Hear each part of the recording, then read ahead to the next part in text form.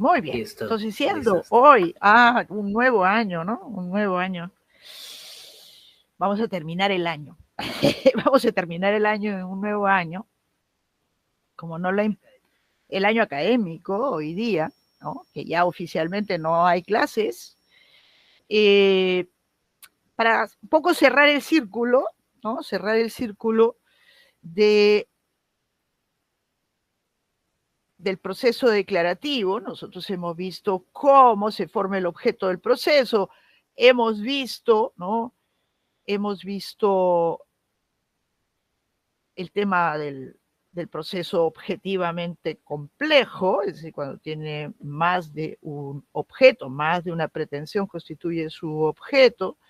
Hemos visto, aunque sea muy rápidamente, el tema cuando hay necesidad de confirmar determinadas afirmaciones efectuadas por las partes, pues la actividad probatoria.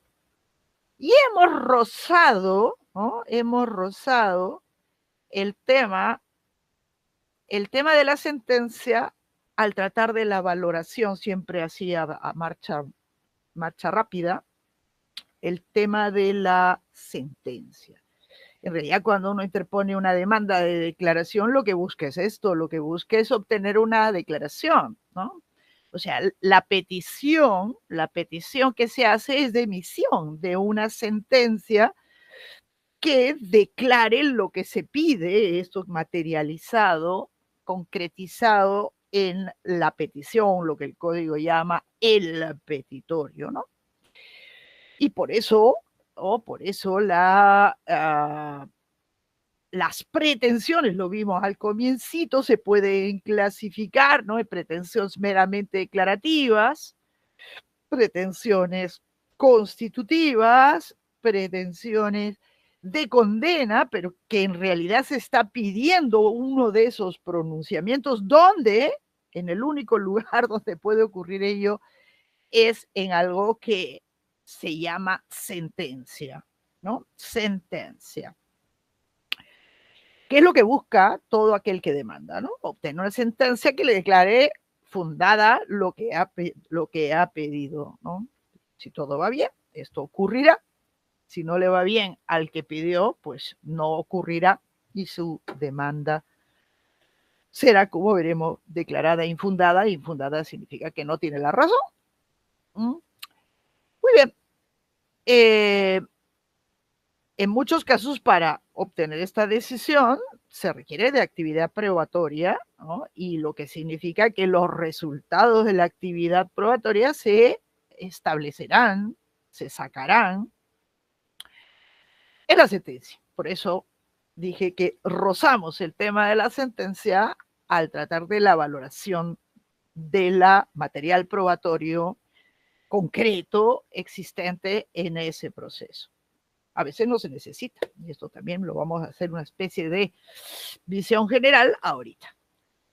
El momento de la sentencia, el momento de la sentencia es el momento culminante de la tutela jurisdiccional declarativa. ¿No? Es el momento, ¿no?, en el cual el órgano jurisdiccional debe dar una concreta, deberá, ¿no?, dar una concreta respuesta a la pretensión de tutela planteada por las partes, ¿no? Por el demandante, de haber un reconveniente, por el reconveniente, si se ha planteado una pretensión reconvencional, pues ese debería ser el momento para obtener su respuesta, que es lo que busca, ¿no? Cuando se dice el derecho a la tutela jurisdiccional, es un derecho en primis en un proceso de declaración de obtener una decisión sobre si el demandante tiene o no tiene la razón. Es lo que se busca, diga.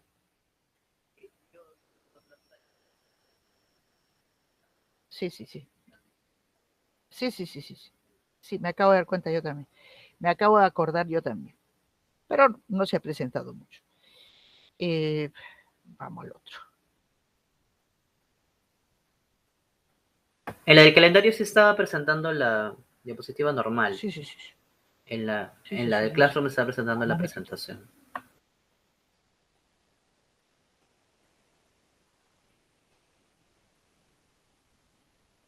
Ahora sí, ¿no? Bueno, no es que se haya mucho, no es el momento de la sentencia, ¿no? El momento culminante, culminante, el esperado, ¿no? El esperado por todo aquel que ha tomado la iniciativa de un proceso, ¿no?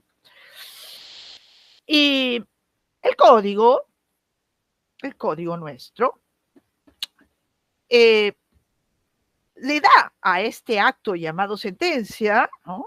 Este acto llamado sentencia, una función, que este artículo ya lo hemos visto, en el artículo 121, que llama sentencia, por la sentencia. Atención, si ustedes ven el íntegro del artículo 121, ¿no?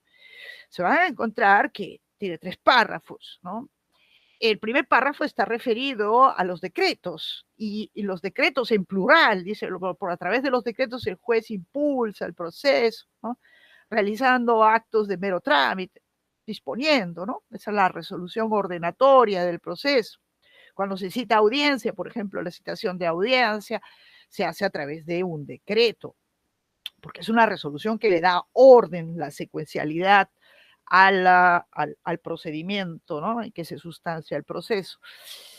El segundo párrafo se refiere a los autos en plural, ¿no? Sin que lamentablemente nuestro código haya establecido la función de los autos, ¿no? La función de los autos, porque nos dice, es tautológico, es circular lo que nos dice, a través de los autos se decide tal cosa, ¿no? La admisión de la demanda, la concesión de medidas cautelares, la terminación especial del proceso, bla, bla, bla, y todo, ¿no? Todas las resoluciones que requieren motivación, pero no nos dice cuál es la función, o sea, cuál es su función, a diferencia de los decretos que nos dice es la resolución de orden, ¿no? Que le da orden, impulso al proceso, y la sentencia, que también le da un contenido funcional.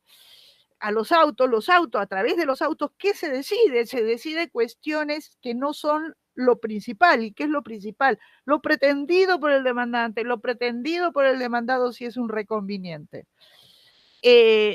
Los autos en plural, que pueden dictarse nosotros nos hemos topado a lo largo de nuestro curso de una multiplicidad de autos, ¿no? A comenzar por el llamado admisorio o aquel el de rechazo de la demanda, pasando luego por el auto de saneamiento o antes por el auto que se pronuncia sobre las excepciones. Todas son cuestiones incidentales.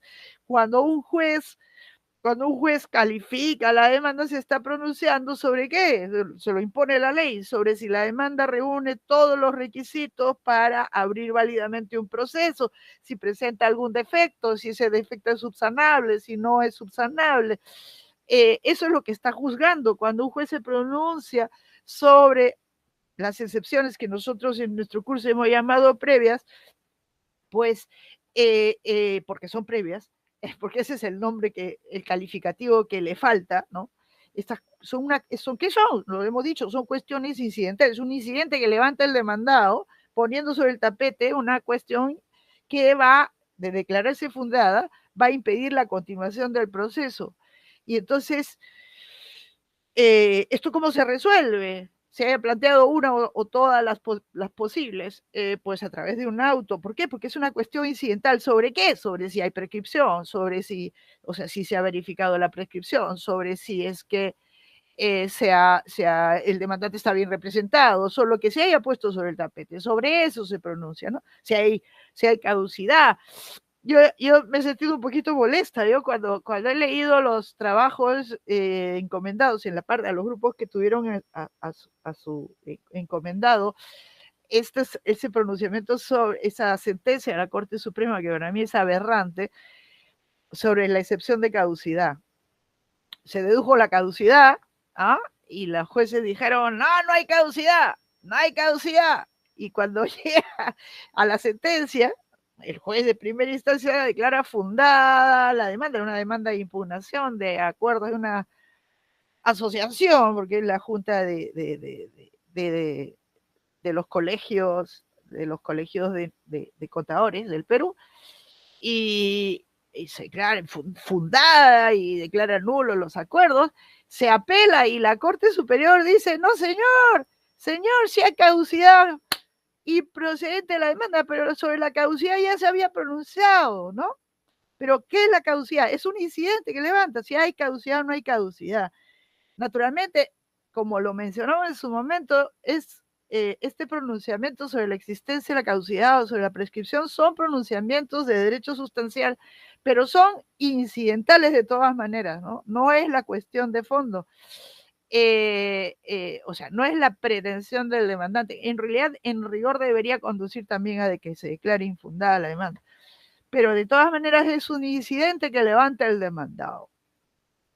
El auto de saneamiento, ¿no? Que nosotros también hemos visto, pues sobre qué se pronuncia, se hayan o no se hayan deducido excepciones, pues se pronuncia sobre si lo andado hasta ese momento es regular o es irregular, ¿no? Si hay alguna irregularidad que subsanar, y si no la hay, pues se sigue para adelante, y eso es lo que declara, pero significa que el juez ha controlado la regularidad del proceso hasta ese momento. Entonces, todo esto se hace por autos, ¿no? Se hace por autos, por eso el plural. En cambio, ¿ah? Es plural. El plural, y esto es correcto que sea plural en el caso de los decretos, plural en el caso de los autos, pero el 121 usa un significativo singular, ¿ah? Significativo singular en el caso de la sentencia. Dice, mediante la sentencia, no dice las sentencias, ¿no? Dice, la sentencia es un singular, ¿no? La sentencia, el juez pone fin a la instancia, ¿ah? Ciclo, cierra el ciclo en que consiste la instancia, ¿ah? La primera instancia, la segunda instancia, o al proceso, pues puede ser final, ¿ah? En definitiva, definitiva, ya, cerrado, pronunciándose en decisión expresa, precisa y motivada, todo este rollo, el rollo, sobre la cuestión controvertida, declarando el derecho de las partes o excepcionalmente sobre la validez de la relación procesal. Recuerden cuando vimos el auto de saneamiento esta última parte, ¿no? Pero digamos, la idea, ¿no? La idea es que por la sentencia, más allá de las palabras impropias utilizadas por el legislador, por la sentencia el juez se pronuncia sobre el fondo de la controversia, ¿no? Poniendo fin a esa instancia en un sistema donde ahí no es solamente hay la potencialidad de una instancia, sino la potencialidad de más de una, ¿no? Pone fin, o pone fin también al proceso, ¿no? Si es ya la última instancia, pondrá fin, ¿no? En definitiva, o sea, final. Pero también, ¿no? También dice, excepcionalmente sobre la validez de la relación procesal, que tema que ya hemos visto, ¿no? Conforme a esta disposición, pues la función de la sentencia es decidir la controversia. Esa es su función, esa es su prioritaria función. Pero admite, ¿no? Recuerden, esto es siempre ese excepcionalmente que nunca ha sido precisado, no pronunciarse sobre la controversia, sino la validez de la relación procesal, es decir, sobre la existencia de un impedimento para emitir una decisión sobre la controversia, sobre el fondo. Y esto nos da a que en el Perú existen dos tipos de sentencias, siempre en singular, porque característica del ordenamiento peruano que no se presenta en otros, ¿no? Es que sentencia hay solo una por instancia. Solamente hay una. En otros lugares, como en Alemania, bajo este nombre, existen, y como se incorporó, ¿no? Se incorporó en el año 2008 en la legislación arbitral, existen también las sentencias parciales, ¿no? Sentencias parciales, es decir, en una única instancia podrían dictarse varias sentencias, siempre pronunciándose sobre el fondo. Por ejemplo, yo he planteado una demanda de resolución de contrato, ¿no? De resolución de contrato más indemnización. El demandado se allana la resolución de contrato. Pues debería ya emitirse una sentencia parcial sobre la resolución de contrato y continuamos con el proceso respecto a lo demás. Eso no se puede en el Perú. hemos visto al tratar del allanamiento que si el allanamiento es parcial, se continúa con el proceso y pronunciamiento recién llegará también sobre lo allanado en la sentencia en el momento cuando esté maduro el proceso para ser sentenciado. No existe la sentencia parcial. En el ámbito arbitral ha introducido la sentencia, laudo parcial, ¿no? Al comienzo no lo entendían bien, ahora lo están entendiendo demasiado bien. Quieren usar siempre la expresión laudo, incluso para resolver cuestiones que la propia ley de arbitraje no consideró que debían ser decididas por sentencia, por laudo, perdón. En Italia, la sentencia parcial también existe, pero bajo el nombre de sentencia no definitiva, entendiendo por definitiva la última, ¿no? Que puede ser sobre una cuestión o puede ser sobre alguna pretensión que ya esté lista para ser decidida. Pero en el Perú eso todavía no existe. Hay que abogar por la introducción de las sentencias parciales, que me parece que la expresión sentencia parcial es mucho más descriptiva que otras.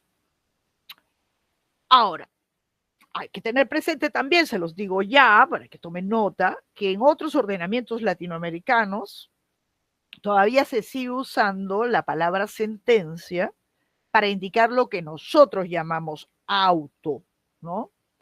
Y les llaman sentencias interlocutorias. Eso no es la parcial. Es sentencia interlocutoria, que es el auto, es aquel que no pone fin a la controversia, resuelve alguna cuestión incidental, o sea, lo que acabo de decir, que es la función de los autos, ¿no? Resolver una cuestión incidental por contraposición a lo principal, que sería lo pretendido por el demandante en su demanda, lo pretendido por el demandado en su reconvención. Entonces, en base al 121, se pueden distinguir dos tipos de sentencias. Por un lado, la sentencia en sentido estricto, o sea, la sentencia de fondo, ¿no? De fondo, la que se pronuncia sobre la demanda, ¿no? Y de haberla, ahí esto está equivocado, es sobre la reconvención, no sé, porque recién me doy cuenta que hay un error, no es sobre la reconvención. ¿Y cómo es un pronunciamiento de fondo? ¿Cuál es la palabra que se utiliza desde hace siglos por estos lares para evidenciar un pronunciamiento de fondo? Pues o fundada o infundada, ¿no? Fundada o infundada.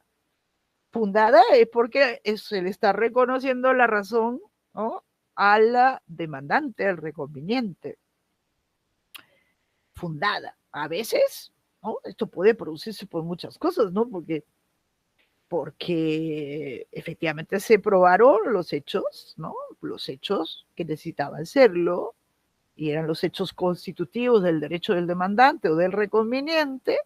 A veces fundada porque el demandado se allanó, a veces porque el demandado aceptó todos los hechos y es una materia disponible, no huele a fraude, ¿no?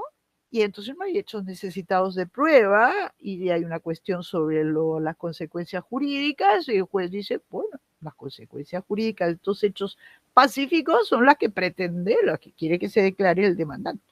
Fundada, ¿no?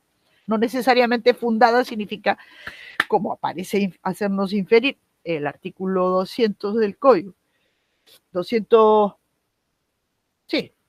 del código, que cuando a la inversa, ¿no? Si es que no se prueba, se declara infundada. No solamente, ¿no? Eso es quizá lo más valioso del texto de Didier, ¿no? El texto de Didier. Que para fundada, no, dice infundada, ¿no? Puede ser infundada una demanda no solamente porque no se han probado, sino también por otra cosa, ¿no? Y viceversa, ¿no? O sea, puede ser fundada no necesariamente porque se ha probado, no necesariamente porque se ha probado lo que necesitaba ser probado beneficioso al demandante, sino puede ser fundada dependiendo del comportamiento del demandado también, en aquellas áreas de lo disponible. O puede ser infundada, ¿no? Infundada, ¿no? Infundada puede ser porque no se han probado, ¿no? Porque no se han probado o porque las consecuencias jurídicas pretendidas no se han probado, digamos, ¿no? O no habiendo necesidad de prueba, por las circunstancias que ya recuerden siempre, pero que están recordadas más adelante, la consecuencia jurídica pretendida por el demandante no es. El demandante no tiene la razón desde el punto de vista jurídico, pero es un pronunciamiento de fondo, es decir, no tienes la razón. Eso es en buena cuenta cuando se declara infundada. A muchos jueces, ustedes han visto un caso, lo he visto, uno de los grupos ha tenido, ese de la rebeldía del caso de la minera. Los que están presentes y han tenido esos casos, que eran bastantes grupos, en donde pues se pretendía el pago de intereses. Es un absurdo. Pago de intereses. O sea, ¿qué habrá pasado allí? No se sabe. Yo tengo la sospecha, en el caso en donde se demanda el pago de unos intereses, habiéndose ya pagado el capital, que como que la han reconstruido mal, porque no se me ocurre un demandante tan torpe como para decir en su demanda la posición de la parte demandada. Y cuenta el rollo, ¿no? Y dice, que yo les presté unos servicios, me debían por esto, me pagaron tardíamente, pero me pagaron solo el capital, más no los intereses. Y después de 5 años, y más de 5 años, cae en la cuenta de que, uy, me debían los intereses y los calcula. Y pide una conciliación, no asiste la contraparte. Primero le manda una carta notarial requiriéndole, y así lo cuenta en la demanda, ¿no? Requiriéndole la entrega, el pago de los intereses, y la contraparte, que esta minera, le contesta por carta notarial, y todo esto lo cuenta el demandante, que no debe ni medio porque ya le pagó oportunamente el capital y sin que se haya reclamado jamás los intereses. Y se los pagó antes de ser constituido en mora, ¿no? No hubo mora, y por lo tanto no debe intereses. Eso es lo que cuenta el propio demandante, ¿no? Luego el demandado no asiste, esto lo cuenta el demandante, no asiste a la audiencia de conciliación convocada ante un centro de conciliación, y luego finalmente interpone la demanda y nos cuenta todo este rollo. Y yo les preguntaba, y lo que estaba ahí en juego es si podía producirse el efecto del 461, porque también en el proceso judicial la parte demandada es declarada en rebeldía, o sea, no contesta la demanda, la presenta luego, ¿no? Una contestación extemporánea, repitiendo lo que ya había dicho en la carta notarial. Ahí no podía producirse el efecto del 461 de tener por admitido los hechos, porque el propio demandante torpemente pues indicó todo lo que les acabo de decir. Entonces, habían hechos favorables al propio demandante y hechos casi ninguno, y hechos favorables al demandado, ¿no? Entonces, ¿cómo va a ser? Pues se tienen por cierto los hechos favorables al demandado, no puede. La confesio, la ficta confesio, confesar es admitir el hecho contrario al propio interés. Es eso. Si él le hubiera dicho que le mandé una carta notarial requiriéndole el pago y no me pagaron sino después de 3 meses, ahí sí, ¿no? La cosa hubiera sido distinta. Y además era un absurdo, ¿no? Porque si uno debe capital e intereses, primero se imputa lo pagado a los intereses y luego al capital, ergo, el demandante, en todo caso, desde el punto de vista jurídico, debió demandar una suma que era de la imputación de lo pagado, que tenía que cubrir los intereses. Así que estaba toda esa demanda estaba de cabeza, de cabeza. Pero ¿qué pasó allí? Por eso lo menciono ahorita. Los jueces no se sabe por qué declaran improcedente la demanda, no declaran infundada, declaran improcedente. Vayan ustedes a saber por qué declara improcedente, ¿no? porque ahí no se probó que se debían los intereses. Eso es en el fondo, pero eso no es una razón para declarar improcedente una demanda, es una razón para declarar infundada la demanda. Infundada la demanda. Pero los jueces tienen esta tendencia a utilizar la expresión improcedente por la menos comprometedora de infundada, ¿no? Es una tendencia. Por eso una ley debería ser clara, ¿no? Hay que ponerle las cosas claras a los jueces, no hay nada que hacer. La declaración de improcedencia, por el contrario, debería estar reservada para aquello que en textos antiguos, y todavía se habla así en muchos otros lugares de manera oficial, para la emisión de una sentencia que no se pronuncia sobre el fondo de la controversia, sino que declara, usando la terminología peruana, declara improcedente la demanda, es decir, no, una sentencia que no se pronuncia sobre el fondo, no le da la razón ni al demandante ni al demandado. Improcedente significa no me puedo pronunciar sobre el fondo. ¿Por qué? Porque hay un impedimento para ello, ¿no? Hay un impedimento, porque algunos de los defectos que nosotros hemos estado viendo, esos que ya deberían de estar archidetectados y subsanados de ser subsanables, y debieron haberse detectado en el auto de saneamiento a lo más, ¿no? A lo más. Y allí debería ser el momento para matar el proceso, ¿no? Pero nuestro código permite excepcionalmente que esto ocurra en la sentencia.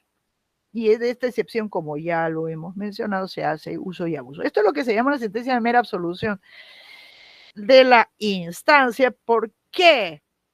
Absuelve al demandado de la instancia, no lo absuelve del fondo, ¿no?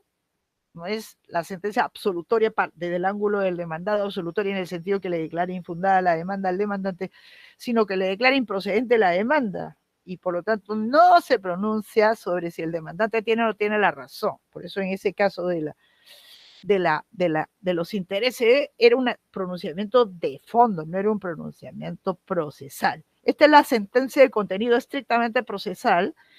Es la sentencia que algunos le llaman inhibitoria, que es el nombre que no sé por qué le han dado los colombianos, pero que no significa nada, inhibitoria, significa que el juez se inhibe de pronunciarse. Y que, pues tradicionalmente, repito, esto se ha llamado de mera absolución de la instancia. O sea, es la sentencia que no se pronuncia sobre el fondo porque hay un obstáculo para ello, ¿no? Antaño yo les podía decir el obstáculo, que hoy ya no puede serlo jamás, que es el caso de la incompetencia, ¿no? El juez llega a la sentencia y dice, ops, soy incompetente para pronunciarme sobre el fondo, ¿no? Eso ya no se puede desde las modificaciones del 2014, en donde pues si recién se da cuenta en la sentencia tiene que remitirlo al juez que considera competente. Estamos hablando de los aspectos de la competencia que son apreciables de oficio, es decir, materia, cuantía y territorio improrrogable. O sea, ya no sería posible una sentencia de mera absolución de la instancia en materia por incompetencia. Y cualquiera de estas cosas, falta de recién el juez se da cuenta, la sentencia, que el demandante no es el legítimo, ¿no? El legítimo, el legitimado. Y todos esos defectos insubsanables que nos hemos topado a lo largo de nuestro curso. Recién salta en la sentencia. Esto no debería ser así, ¿no? Esto no debería ser así. En esa sentencia la Suprema sobre la caducidad reitera aquello de que de los momentos a los que no les ha tocado, léanla, porque para mí es una aberración. Que hay el momento inicial, el momento para calificar la demanda, que es el primer momento, después hay el segundo momento cuando se pronuncia sobre las excepciones, y luego, o en su caso, en el auto de saneamiento, y luego la sentencia, pues, en la sentencia nomás, no. El 121, recuerden, dice excepcionalmente, y por lo tanto está ahí pendiente de que a esta excepcionalidad hay que darle contenido. Y lo que yo les he propuesto es que esto debería solamente ocurrir cuando, ¿no? Cuando ex post emisión de auto de saneamiento pues ocurre o se toma conocimiento de un impedimento que antes no estaba bajo los ojos del juez, ¿no? O sea, que no estaba dentro del proceso, por ejemplo, que hay una sentencia previa firme, que hay litispendencia, etcétera, que se entera después, ¿no? Se entera después, y por lo tanto no puede emitir una decisión de fondo, ¿no? Un impedimento. Así debería ser, pero no es, ¿no? Entonces esto se expresa en la palabra improcedente, ¿no? Cada vez que ustedes se encuentren con una sentencia que declara, ¿no? Que declara improcedente, no significa necesariamente que no se está pronunciando sobre el fondo. A veces hay un pronunciamiento de fondo encubierto bajo esta palabra. No solamente en el caso este que mencionaba de la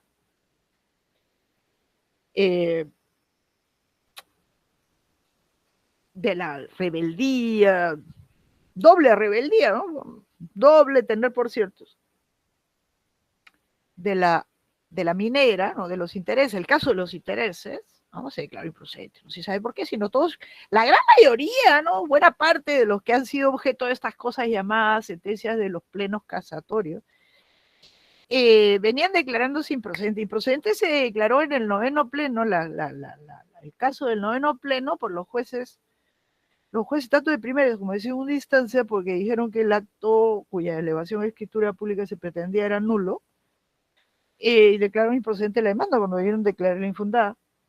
Improcedente allí sí por razones procesales, ¿no? Ahí sí fue un improcedente en el caso del décimo pleno, en donde venía declarándose, ¿no? Declarándose improcedente la demanda, probablemente por falta de interés, en el malentendido del interés para, entre comillas, para obrar, como se suele entender en el Perú. Pero venía improcedente. O sea, hay un abuso, ¿no? Hay un abuso de la declaración de improcedencia, y muchas veces esta declaración de improcedencia esconde un pronunciamiento de fondo, ¿no? Es simplemente un tema de palabra, ¿no? Hay que ver por qué, ¿no? ¿Por qué se declara improcedente? ¿Hay una pregunta, Fernando?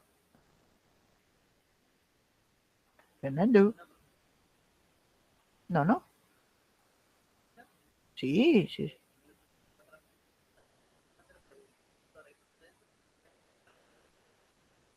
Ah, no, ese es un error.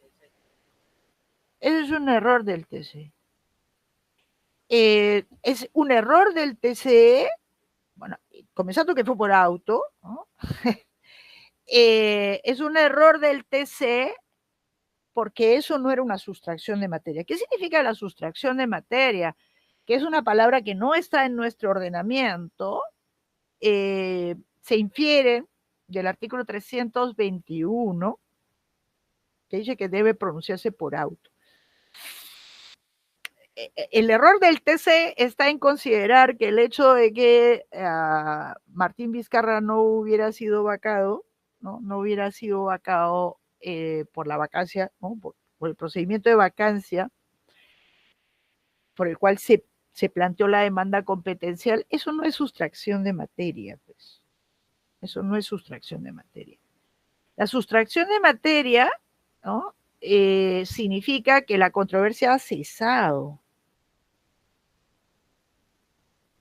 Eso es lo que los italianos llaman la cessazione della materia del contendere. O sea, la controversia acabó. ¿Y por qué acabó? Porque las partes se arreglaron, ¿no? Sobre todo porque las partes se arreglaron, o porque, por ejemplo, se estaba demandando el pago de una suma de dinero, y durante el desarrollo del proceso, sin que haya transacción, pero se arreglaron de alguna manera, ¿no? Puede ser con una transacción, puede ser con lo que sea, ¿no? Pero ya se acabó la controversia. Pero satisfactoriamente para quien pretendía lo que pretendía. Eso es lo que no pasó, pues, en el caso de Vizcarra. En el caso de Vizcarra, la controversia subsistía, la controversia competencial, ¿no? Tal como había sido enfocada. El hecho de que no le hayan, pues no lo hayan vacado en la primera, eso no sustrajo la materia, pero la controversia subsistía, porque era si es que el Parlamento, el Congreso, puede, a través de un procedimiento de vacancia, ¿no? O sea, si se encuadraría, ¿no? Si no invadiría los fueros del Ejecutivo, ese procedimiento de vacancia, bueno, lo que fue tal como fue planteado, pero eso era cualquier cosa menos sustracción de materia. Lo cierto es que cuando hay sustracción de materia, según el CPC debería emitirse una declaración que declare improcedente, pero yo quiero declarar improcedente significa que no tiene o sea, no se le da la razón a una ni otra parte. Y en el caso es un caso todo particular, por eso los italianos casi hablan de un tercer género de sentencia para el caso de lo que nosotros llamamos sustracción de materia. Les invito a profundizar el tema. Es un tema muy debatido, eso es lo que los alemanes le llaman Erledigung der Hauptsache, o sea, la extinción del objeto, ¿no? Erledigung der Hauptsache, del objeto principal, que es la extinción, o sea, por eso los italianos usan esta expresión cesación, terminó el principal, el problema se acabó. Ahora, ¿cómo se acabó? ¿Ah? ¿Cómo se acabó? Ahí hay pues una gama de circunstancias, pero todas tienen un denominador común, de manera satisfactoria para el que demandó, de tal manera que produce la extinción de su derecho, pero de manera satisfactoria. Por lo tanto, hay un tema de fondo de derecho sustancial. Entonces, los italianos consideran mayoritariamente, incluso la jurisprudencia, porque anda medio oscilante, considera que esta es una sentencia que declara la sustracción de la materia, la cesación de la materia de la controversia, es un pronunciamiento de fondo. Y no, muchísimos lo mandan al interés, al tema del interés. Depende cómo, nuevamente, depende de qué se entiende por interés. Pero no es un tema de interés, es un tema de que si se siguiera con el proceso, o sea, habría que emitir una decisión de fondo desfavorable al demandante. ¿Por qué? Porque, digamos, yo he demandado a Fernando para que me pague 100.000 soles. Durante el desarrollo del proceso, Fernando me paga y yo acepto el pago. Y entonces yo le digo, señor juez, Fernando me ha pagado, por lo tanto ya se extinguió mi derecho, ¿no? Satisfactoriamente. Entonces, ¿qué debería, como hay que tener en cuenta el hecho sobrevenido, ¿no? ¿Qué debería declarar el juez? Ah, tú demandaste 100.000, ya te pagaron, tú mismo has dicho que te han pagado, te declaro infundada la demanda. Declarar infundada la demanda debería significar que lo condenan en costas, ¿ah? Condenan en costas al demandante. Entonces, para evitar declararle infundada la demanda, es que inventaron la figura los alemanes, que está en el artículo 91 de la ZPO, si mal no recuerdo, 91 por ahí es, de la figura de la sustracción de la materia, o sea, de esta, ¿ah? Por ahí está Fernando, que está mal traducido, porque no se entiende nada, pero ¿dónde está colocado? En las costas. Está en el tema de las costas. ¿Por qué? Porque si uno pierde, ¿no? Si uno pierde, tiene que reembolsarle las costas al que gana. Entonces, eso es lo que se quiere evitar, eso es lo único que tratan los alemanes. Y entonces, en estos casos, para no declarar ni fundada, simplemente se acabó el principal por sentencia, ¿no? Por sentencia, sin costas. Sin costas, ¿no? Esa es un poco la idea, ¿no? La idea es los italianos le llaman el vencimiento virtual. Vencimiento virtual. Es la temática que está en juego. Pero por eso, para decir, ¿no? Para decir improcedente,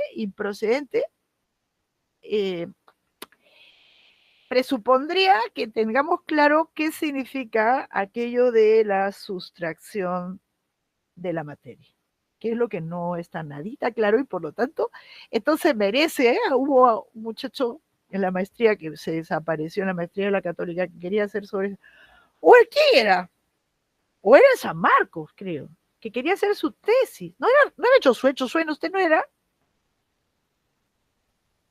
no, era alguien que me estaba ayudando, creo que pre-Josué, que le entusiasmó el tema, porque es un tema misterioso, ¿no? Es un tema misterioso sobre el cual habría que hacer el punto, ¿no? Habría que hacer el punto sobre qué se entiende por sustracción de materia, para que no lo usen, pues, ¿no?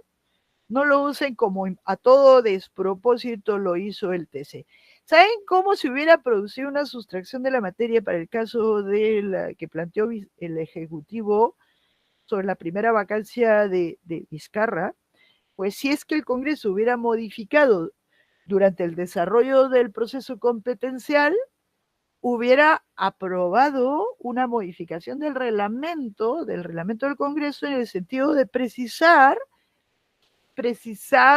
la causal esta de incapacidad moral. Entonces, entiéndase por incapacidad moral la incapacidad psíquica, ¿no?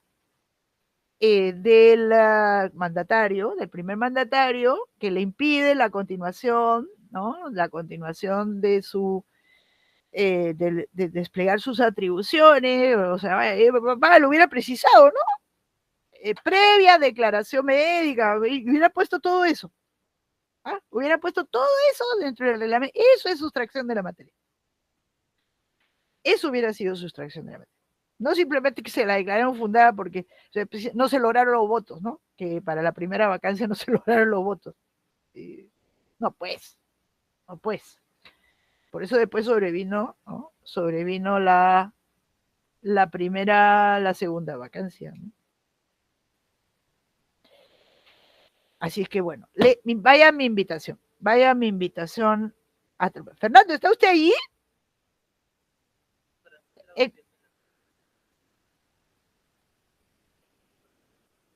91, 91A. Así es. No, usted acá no. Alemana, la nevana. Entonces, es Erledigung der Hauptsache. Eso es. Y es un tema muy gelatinoso, digamos. Tampoco los alemanes la tienen clara y los italianos la tienen poco clara. Bueno, hay muy debatido, existen libros enteros sobre el tema. Sería un tercer género de sentencia, ¿no? Porque muchas veces pasa, sobre todo en Italia pasa, que las partes transan y ya está arreglado el tema, está más que arreglado el tema. Ellos no tienen la figura de conclusión del proceso por transacción en Italia, y entonces pues la parte 1, la parte de demandante presenta la transacción y entonces se emite una sentencia que no se pronuncia, no declara ni fundada ni fundada, sino se declara por sentencia, ¿no? Por sentencia, la cesazione en materia del contender, así con esta frase, puto, basta, y se pronuncia sobre las costas, que es la parte más importante, ¿no? Y en España está figurada, se ha llamado extinción, ¿no? Es la conclusión del proceso por satisfacción extraprocesal de la pretensión. Y ahí viene la confusión o carencia de interés, ¿no? Es decir, cuando ya ha sido satisfecho extraprocesalmente, ha sido ya satisfecho, dice, o carencia de interés, carencia sobrevenida de interés. Y ahí es donde se mete el interés, ¿no? Se mete el interés. En el Código de Proceso Administrativo Italiano se ha establecido que la sentencia que declara la cesación de la materia de la controversia es una sentencia de fondo. De fondo. Bueno, esto es un tema sobre el cual habría que hacer el punto, porque se necesita, ¿no? Se necesita para que no salgan estas cosas. Estas cosas extrañas. Ahora, vamos a los momentos para dictar sentencia. Bueno, depende del momento. Bueno, depende, por eso el devenir del proceso. ¿No? Eso es recapitulando, ¿no? Si el demandado se ha allanado completamente, ¿no? O sea, es un allanamiento total, hay una única pretensión, se allanó, hay más de una pretensión, se allanó a todas, porque sabemos que el allanamiento parcial pues no tiene solución en el código, se debe continuar sobre lo no allanado y obtendrá un pronunciamiento recién en el momento que esté maduro, que es digamos, a ciclo completo, ¿no? Si el demandado se ha allanado en algún momento, después de que se ha allanado y el juez pasa por el filtro del juez y el juez aprueba el allanamiento,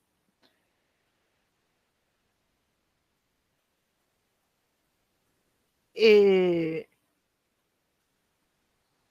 dicta sentencia. No sabemos, ¿no? Aprueba el allanamiento, se dicta sentencia, que eso tiene que ser sentencia de fondo, porque si no, no podría ser una sentencia de esa absolutoria instancia, porque teóricamente si el juez ha aprobado el allanamiento, ahí en la aprobación del allanamiento hasta implica que lo ha hecho el correcto, que es el allanamiento procede, ¿no? O sea, si el juez encontrara que es una demanda, la pretensión planteada se ha allanado el demandado, pero la pretensión no tiene ni pie ni cabeza, pues no va a aprobar el allanamiento, ¿no? No debería aprobar el allanamiento. Pero digamos, si lo ha aprobado, significa, bueno, que ha controlado todo lo que tenía que controlar y después tiene que dictar sentencia, ¿no? ¿Y cómo va a ser esa sentencia? Declarando fundada la demanda. Ahí viene nuestro tema álgido, que yo espero que invitarles a hablar siempre a tenerlo presente y a meditar, ¿no? Si el demandado es declarado en rebeldía, ¿no? O sea, no contesta la demanda,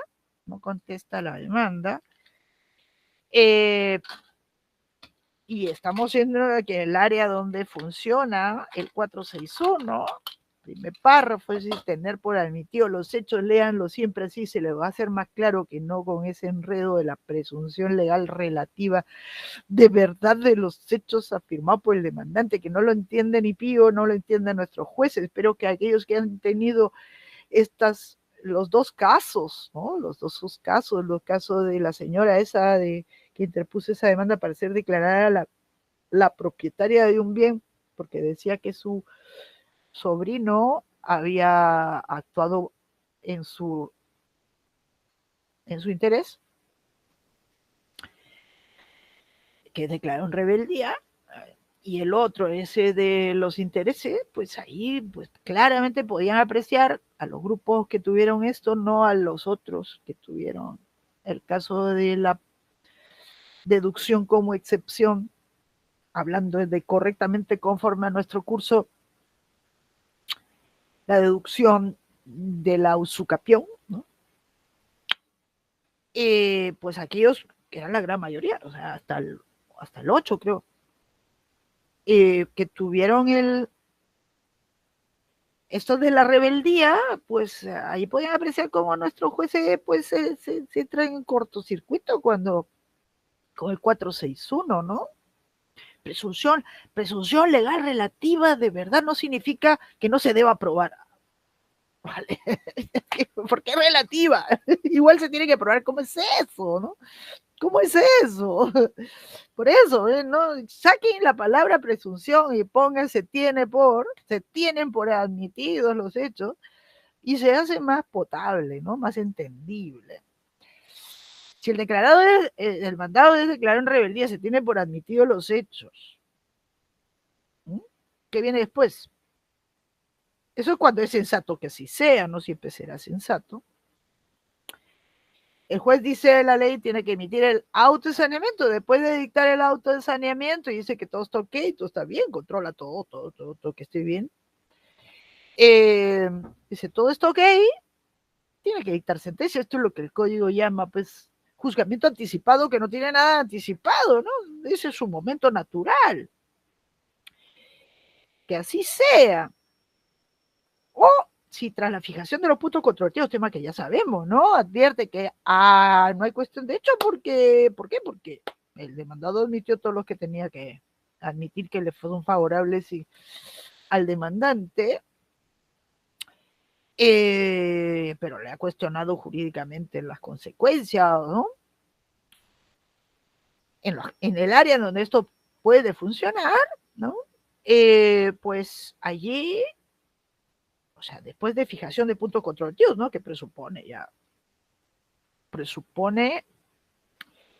hay una declaración de que todo está ok, el autosaneamiento, lo que le viene después es fijar los puntos controvertidos en los términos que ya hemos visto, y ahí se da cuenta, ¡oh, maravilla! Aquí no hay necesidad de admitir medios de prueba, ¿no? O sea, el proceso, ¿no? El proceso no requiere de actuación probatoria, y por lo tanto se puede saltar, ¿no? Se puede saltar tras la fijación de la controversia, los términos de la controversia, que resulta siendo solamente jurídica, pues se puede saltar directo a la sentencia porque no hay necesidad de admitir medios de prueba y por lo tanto de ser necesario todo lo que hemos visto, no se citará audiencia para nada, para la actuación, porque no hay medios probatorios de actuar. Y luego viene el momento ciclo completo, ¿no? O sea, cuando que es por lo general esto ocurre, ¿no? Cuando fijando los puntos controvertidos, el juez establece, en función del comportamiento de las partes, o cuando, ¿no? Como el caso que les puse, así de pura fantasía mía, para el examen final, una nulidad de matrimonio, les puse por bigamia para que sea algo muy entendible, pues de todas maneras tiene que irse a la prueba, ¿no? De todas maneras, ¿por qué? Porque es una materia indisponible. Entonces, puede haber admitido, no admitido en la parte demandada, y yo soy bígama, ay, soy bígama, sí, soy bígama, no importa. Igual hay que ir a ver si es bígama o no es bígama. Entonces, ya sea en función del comportamiento de la parte demandada respecto de los hechos, que los niega, ¿no? Ya sea porque introduce sus propios hechos, excepciona sus propios hechos, ¿no? Favorables, que son hechos impeditivos, modificativos, extintivos, que normalmente están de suyo contrapuestos a las afirmaciones del demandante, ya sea porque pues estamos en una materia indisponible o porque el juez dice, no, yo quiero ir a la prueba porque esto me suena feo, establece que hay hechos necesitados de prueba, pues entonces se va a ciclo completo después de actuadas todas las pruebas que sabemos que se deben actuar en la audiencia de pruebas o en el sumarísimo de la audiencia única, pues tiene que dictar sentencia. Recién ahí, ahí viene, este es el ciclo completo, ¿no? El ciclo completo, incluso con audiencia, ¿no? Con audiencia de pruebas, según los casos. Después saltará el momento final, que es el que piensa el 121, que es al final, ¿no? Al final, por eso dicen definitiva, cierra la instancia. En todos los casos cierra la instancia. Entonces, el proceso de conocimiento, dentro de los 50 días, dice el código, tiene que dictarse sentencia. ¿Después de cuándo? Después de terminada la actuación probatoria, o sea, de realizada la audiencia de pruebas, lo propio pasa en el abreviado, solo que está cortado a la mitad, que estos son plazos, pues así, plazo sugerencia, ¿no? Plazo sugerencia. En el abreviado, tienes 25 días, pero estos plazos, como les decía, en realidad el juez sentencia cuando tiene tiempo. Y hay que estarlo insistiendo, ¿no? Este proceso que se impulsa de oficio, pero uno tiene que estar despertando al motor, ¿no? Tiene que, oye, despiértate, ¿no? Despiértate, motor.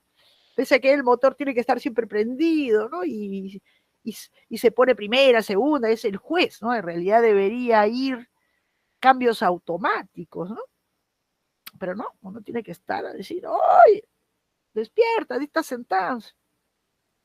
Y en el sumarísimo sabemos que debería ocurrir en la propia audiencia. Recuerden ese artículo 555, 555, dice que la audiencia única, porque es para hacer todo y también para sentenciar, pero el propio código le dice lo que suelen hacer la gran mayoría de jueces, que se reserva el dictar sentencia dentro del plazo de ley, porque encima algunos son así, por lo menos no son tan, el plazo de ley, anda de ver cuál es el plazo de ley, no lo ponen allí para no autocomprometerse, pero el plazo de ley es 10 días de finalizada la audiencia única, que obviamente también en los sumarísimos no se respeta.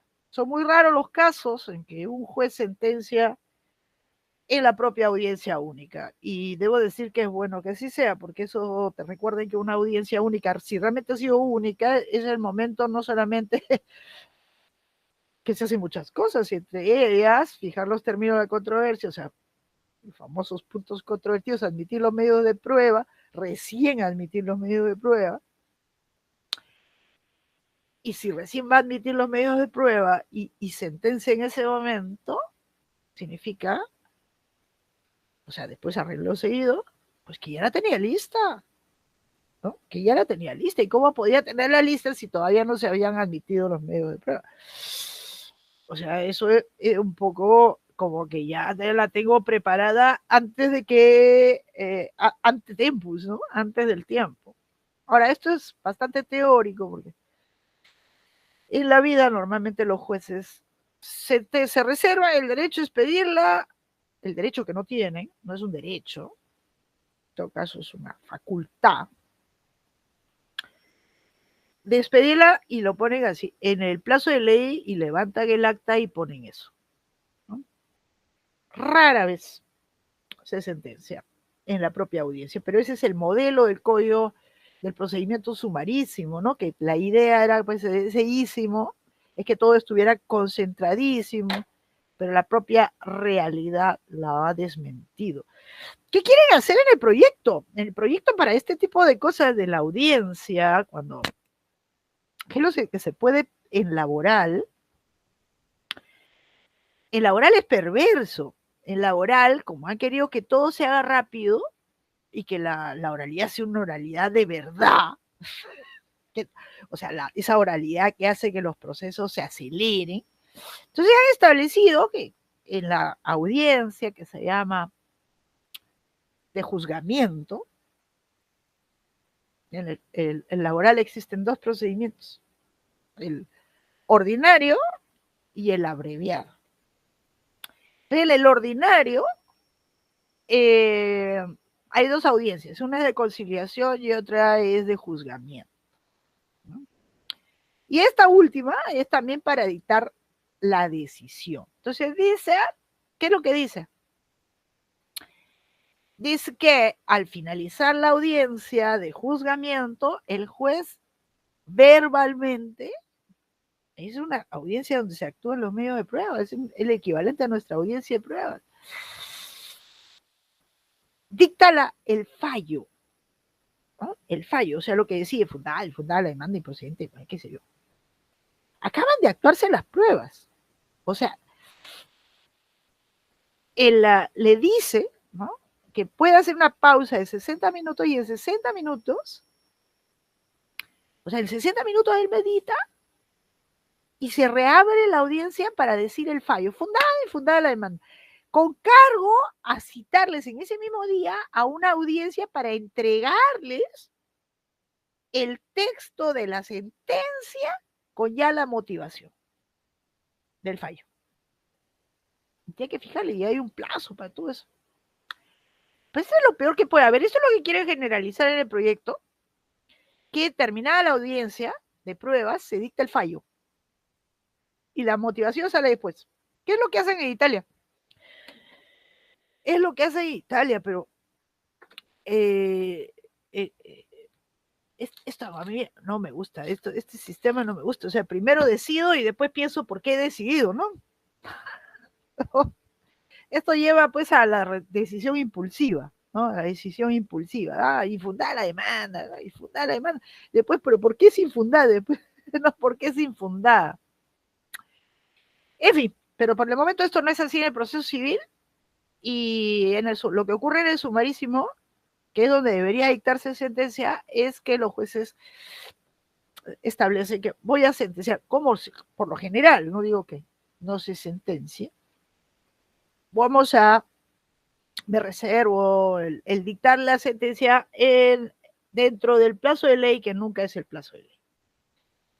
Ahora, la sentencia tiene una forma preestablecida, ¿no? La sentencia no puede hacerse de cualquier manera. La sentencia, por ejemplo, una sentencia verbal no es válida. No es válida. O sea, tiene una forma preestablecida. Esto está establecido mal que bien en el artículo 122 del Código Procesal Civil, que por cierto no se refiere solo a la sentencia, sino lo vale, el 122 está establecido para todos, ¿no? Para todas las resoluciones judiciales.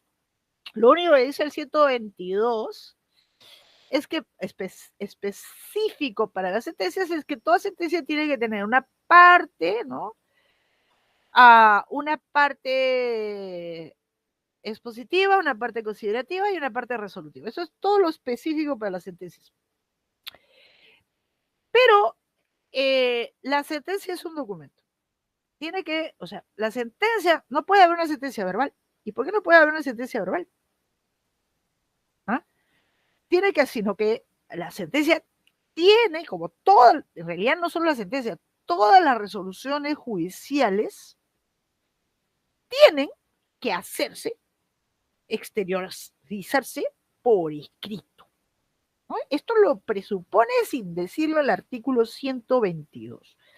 ¿Por qué? Porque el 122 dice que tiene que estar suscrita por el juez, ¿no? Y por el auxiliar jurisdiccional, o sea, su secretario. Ahora, no se puede suscribir un acto verbal. Yo no puedo suscribir ni siquiera digitalmente esto que estoy haciendo, mi clase, ¿no? Para que mi clase, pudiera yo firmar mi clase tendría que transcribirse, ¿no? Y yo la firmo, ¿no? Puede ser firma electrónica también.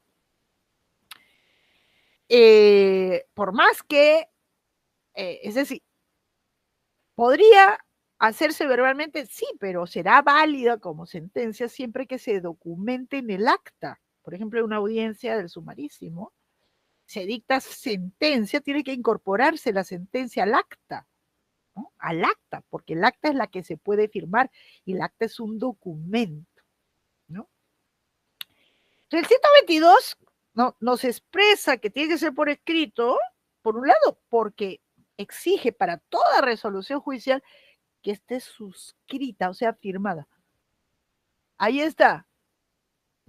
Sí, no sabía cómo traducir a verbales, profesora. Declaraciones a verbales. ¿Qué significa eso, Al profesor? acta. Declaración al acta. Claro, el verbale es el acta. Es una paradoja. Lo anoto. Sí, porque no me parecía no tenía mucho sentido. Esta es la traducción del italiano.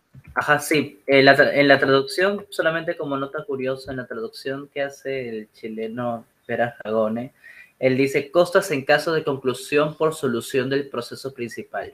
Sí, que es hecho por... ¿Cómo lo dice? ¿Ragone? A ver, vamos a ver. No, ese lo conozco. Este no lo conozco. Dice, ¿no? Ese es el 191. Vamos a ver. Perdón, el 91A del ZPU. Costas en caso de sustracción de cesación en materia de contenido. O sea, el traductor italiano ha puesto lo que es. Entonces, la Erledigung der Hauptsache, ¿ah? En alemán. Ustedes se buscan la ZPO, ¿ah? En alemán y se van al 91A y ahí aparece Erledigung, la expresión esta de Erledigung der Hauptsache. Haupt es principal. Entonces, hasta yo lo entiendo. Hauptsache es cosa. ¿no? Objeto. Erledigung, si uno lo busca, extinción, ¿no? Extinción de lo principal, por eso es extinción de lo principal, o sea, se acabó. Lo principal que es, ¿ah? Lo pretendido, ¿ah? Se acabó, pero por razones extra, fuera del proceso. Dice, si las partes han declarado la sustracción de la materia, se refiere a la dinámica, las partes, las dos están de acuerdo que se acabó el problema. ¿Ah? Durante la tramitación oral o mediante la presentación de un acto escrito, declaración verbal, declaraciones verbales, significa que por acta, o sea que se van a la secretaría, y declaran y se levanta el acta. Pues. El tribunal decide con ordenanza y en base a equidad sobre las costas, teniendo en cuenta el estado de los hechos de la controversia alcanzados hasta ese momento.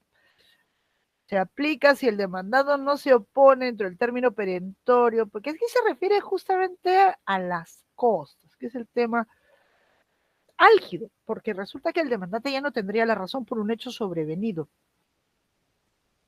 Porque ya las cosas se arreglaron entre las partes. Entonces, él ya no se le podría declarar fundada la demanda. Y entonces, pero ¿quién corre con las costas? Pues? ¿Quién corre con las costas? Ese es el problema que trata de resolver el 91.1 sobre las costas. Eso es todo, ¿ya? Erledigung, ¿no? ¿Cómo se pronuncia? Erledigung, de Hauptsache, ¿no? De Hauptsache. Hay mucha confusión sobre este tema.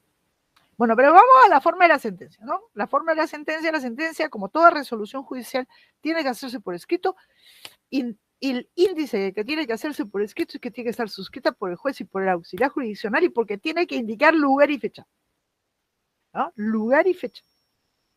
O sea, el documento, esa es la sentencia como documento.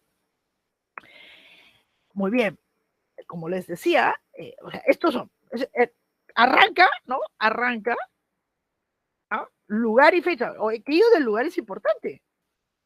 Aquello del lugar es importante porque nos está indicando el lugar donde funciona el órgano jurisdiccional. A mí me parece muy curioso que a veces el TC ha sacado sentencias que indican dos lugares. Sentencias del TC. No sé si yo sé que anda muy familiarizado con el TC, ¿no? Josué. Que hay sentencia del TC que dice Lima, entre paréntesis, Trujillo o viceversa. Sí. Claro, porque se fueron a hacer estas cosas descentralizadas, ¿no? Descentralizadas, y entonces tuvieron la vista de causa en otro sitio, pero luego le ponen, no se sabe dónde, no se sabe dónde. Pues dónde se ha dictado, pero el dónde se ha dictado es un elemento importante para saber si el que lo ha dictado es el órgano competente. O sea, es por eso que existe, ¿no? Lugar y fecha. Pero quizá lo más trascendente es el lugar. Imagínense pues que el juez el juez de Lima, digamos, del 14º juzgado de Lima, se fue de vacaciones a Máncora y dice, pero yo he dictado mi sentencia en Máncora. Y escribe Máncora, porque estaba ahí mirando bucólicamente el mar, ¿no? Y me inspiré y puse Máncora. No puede, tiene que dictarle en la sede del órgano jurisdiccional. Esa es la idea, ¿no? Y que queda escrito y es lo que da fe el auxiliar jurisdiccional. Por eso el auxiliar jurisdiccional, que ha perdido las esencias, su razón de ser en el camino de la ley orgánica del Poder Judicial y el CPC también, el secretario del juzgado fundamentalmente ha sido a lo largo de la historia, cuando se llamaba justamente el escribano, era un fedatario, era un notario, el notario del juez, era el notario que daba fe de las actuaciones de las partes y del juez. De parte, de tercero, de todos. Bueno, lugar y fecha. La fecha debería ser importante. Debería ser importante si es que se respetaran los plazos, ¿no? Pero a veces nosotros tenemos fechas mentirosas. Sobre todo en la Suprema, los órganos colegiados, no se pone la fecha en que ha sido elaborada.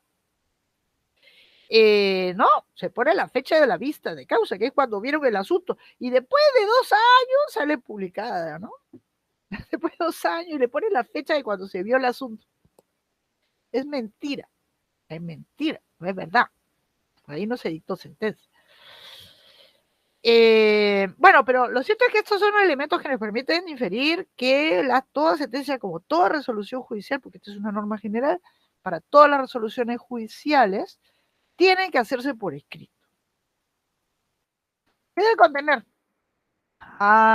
Lo que debe contener expresamente, según previsión del 122, como les decía, toda sentencia dice tiene que tener una parte expositiva, una parte considerativa y una parte dispositiva o fallo, que es donde se decide, ¿no? La parte expositiva es que nos cuentan todo el rollo, ¿no? Todo el rollo. Que se interpuso la demanda con tal fecha, que se dijo tal cosa, papá, que el demandado contestó la demanda, que no contestó la demanda, que fue declarado rebelde, que no sé cuánto, nos cuenta todo el rollo de todo lo ocurrido. Parte expositiva. Esto es muy importante porque esto también puede reflejar si el juez realmente entendió de qué se trata, ¿no? Cuando un juez ha hecho bien su trabajo, en esta fijación de puntos controvertidos, le va a ser sumamente fácil llegar a eso, ¿no? Aparte de narrarnos la demanda, contestación, los puntos controvertidos, porque ya estará predeterminado. O sea, si no lo ha hecho, se le va a hacer un enredo, ¿no? Si le va a hacer un enredo, va a tener que hacer todo al final, ¿no? O cuando le toca hacer la sentencia. La parte considerativa es la parte que debe contener la motivación, eso que es una exigencia constitucional que se haga por escrito, que son las razones de la decisión, ¿no? Las razones de la decisión. Ahí es donde debe contener cuando hay cuestión de hechos, es decir, cuando hay hechos necesitados de prueba, que el juez, todas las expresiones valorativas de cómo se ha llegado a establecer que un hecho está probado o no está probado en base a los medios de prueba admitidos y actuados para tal efecto. Y finalmente la parte más importante es la parte dispositiva. De hecho, cuando uno le llega una sentencia, cuando se la notifica, no está leyendo, uno tiene que comenzar por el final. ¿Y qué ha decidido? ¿Qué ha decidido? Después se lee el porqué. Si ha ganado, pues después de hacer fiesta, se lee el porqué, ¿no? Si ha perdido, después de sufrir la depresión, va a ver por qué, porque ya tiene que pensar que su siguiente paso. Entonces, esto es lo que debe tener, y esto lo expresa, ¿no? Lo expresa en la terminología tradicional de una sentencia en primera instancia, porque esta es la que estamos entreviendo, diciendo, ¿no? Vistos, en la palabra vistos. ¿Por qué? Porque vistos. ¿Qué significa vistos? ¿Vistos qué? Los autos, el expediente, vistos, y cuenta el rollo. Termina de contar el rollo de cómo se ha desarrollado el proceso, parte considerativa. Y considerando, es siempre en gerundio, porque le gusta el gerundio. Y estoy considerando. Hay jueces que han dicho, no me gusta el gerundio. pero ya la tradición manda, ¿no? La tradición manda que se ponga y consideran, la parte considerativa, o le ponen parte considerativa. Bueno, parte considerativa. Ahí tiene todo, tiene que tener todas las razones por las cuales se decide, cómo se decide. Y la parte dispositiva, ¿no? La parte dispositiva es donde se declara eso que vimos hace un ratito, o fundada o infundada la demanda, o improcedente, ¿no? La parte considerativa debe exponer las razones por las cuales se falla o decide. Fallo es el nombre tradicional. Fallo, ¿no? Fallo equivale, fea palabra esto del fallo, ¿no? Pero es parte de la terminología. También en España se usa la misma palabra, no viene de ellos. El fallo, la decisión.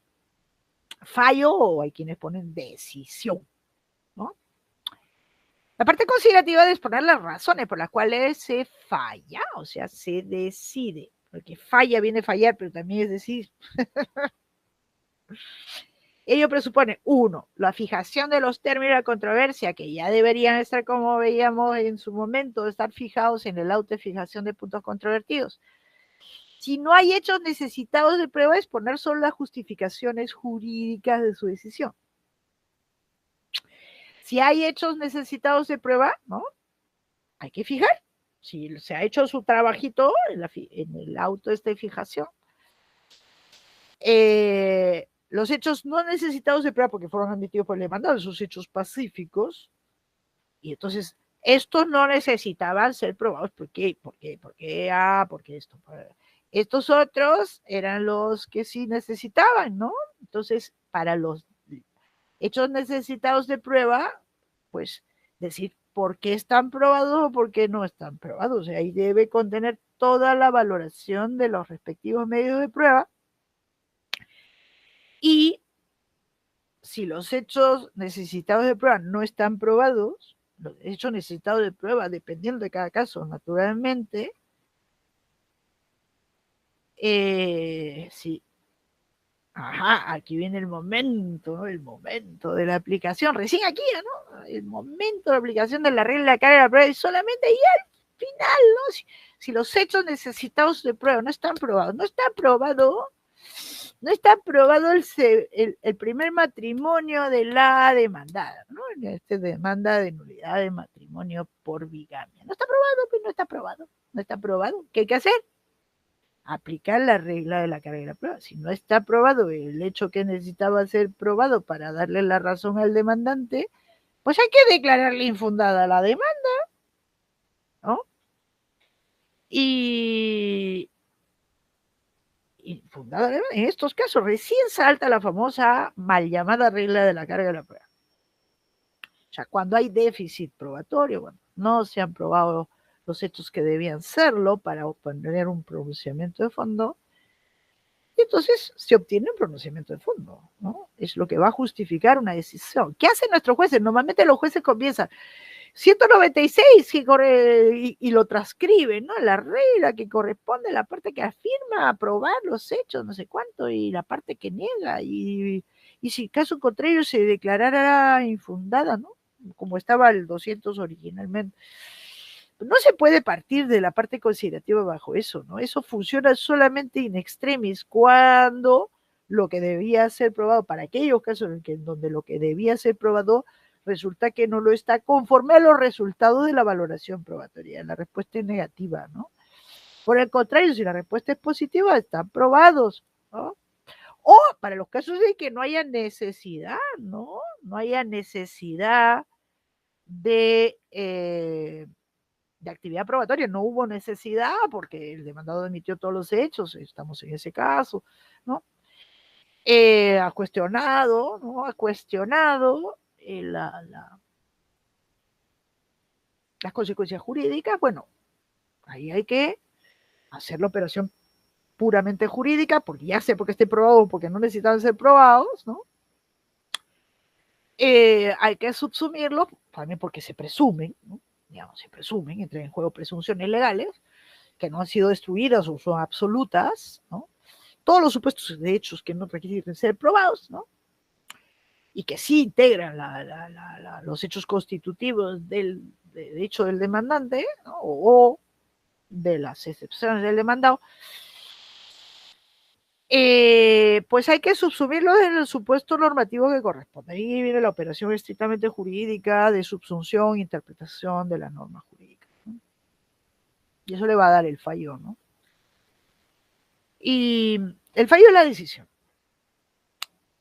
Es la decisión, lo que nunca puede faltar, ¿no? No puede faltar. En realidad ninguna de las tres partes puede faltar, pero una decisión, una sentencia o una resolución en general, una resolución, un auto o una sentencia a mayor razón sin decisión es una no sentencia, ¿no? Es una no sentencia. Y la decisión, porque esa es su misión es decidir, pues, no hacer una linda, escribirse un lindo artículo, ¿no? Un lindo ensayo, digamos, sin decidir nada. Ahora, la decisión podría estar dentro de la motivación también, ¿ah? Pero hay que ser ordenados. La idea es que tenga estas tres partes, ¿no? Ahora, según los incisos 4, 5 y 6 del 122, el fallo imprimis debe contener lo que se decide. Lo que se decide, obviamente. Decide y ordena, pero no siempre se ordena, ¿no? Depende de qué se ha pretendido, ¿no? Si se ha pretendido una mera declaración, no se ordena nada, simplemente se declara, se decide fundar la demanda y en consecuencia, ¿no? Y en consecuencia se declara la existencia del contrato, no sé cuánto. Se declara que fulanito es propietario. Se declara lo que se ha pedido que se declare. Si se declara fundada la demanda. O en las constitutivas puras, pues simplemente fundar la demanda y consecuencia resuelto el contrato celebrado entre fulanito y meganito, etc. Y en las de condena, pues sí, se decide fundar la demanda y ahí en consecuencia, ahí sí se pone un comportamiento, ¿no? Se ordena un comportamiento a la parte vencida, ¿no? El código dice, si eso quito, el plazo para el cumplimiento, en caso, pero esto no lo pone nunca nadie, el plazo para el cumplimiento, esto debería ser para cuando se impone un comportamiento, o sea, para la sentencia de condena, y un elemento que siempre está y debe estar, siempre está y debe estar,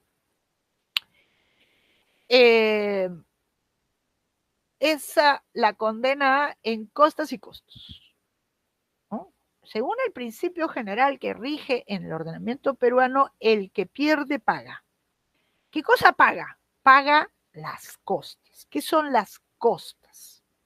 Yo te puse una demanda, gano, ¿no? Entonces, ¿qué debe decidirse? Fundada la demanda, etcétera, lo que corresponda, con costas y costos. Debería condenarse al pago de costas y costas. ¿Por parte de quién? Del vencido, del demandado. ¿Qué son las costas? Son los gastos procesales. Es todo lo que yo he tenido que gastar para ganar. Y los costos son, ¿qué cosas son? Es costas y costos. Esta palabra, costas y costos, la hemos importado del Uruguay. Con el código 93, porque antes se hablaba solo de costas, ¿no? Claro que tenía dos extremos, pero no es que ontológicamente signifique algo, son esas arbitrariedades de las palabras, ¿no? Entonces, costas son los gastos procesales, costos son los honorarios del abogado más el 5% que debe agregarse a los honorarios de los abogados para el Fondo Mutual de los Colegios de Abogados, para crear este fondo, para el fondo, ¿no? En realidad es un fondo que se va formando para pagarle a los abogados que hacen auxilio judicial. O sea, que son designados, ¿no? Para patrocinar a las personas de escasos de recursos.